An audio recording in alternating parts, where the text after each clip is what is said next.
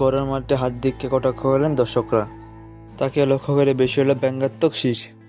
Toss জিতে bat নামতে এলে রোহিত করে চিৎকার শুরু করলো। হার্দিক যে কটাক্ষ শিকার হতে পারেন তা আজ করা গিয়েছিল আগেই।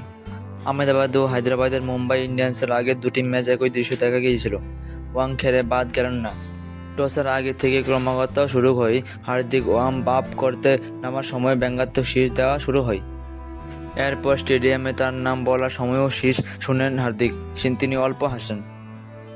হার্দিক টস করতে নামার সময় রোহিতের নাম ধরে চিৎকার শুরু হয়। তখনও মাইক হাতে মঞ্জরকর দর্শকদের সঙ্গত হতে বলেন।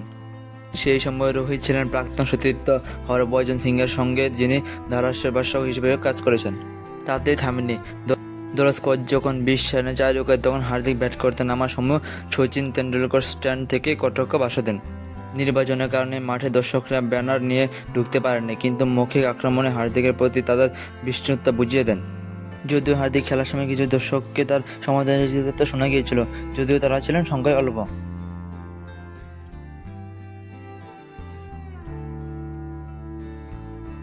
এই থেকে বোঝা যায় মুম্বাই ইন্ডিয়ান্স দলটা অনেকটা নরম হয়ে পড়েছে।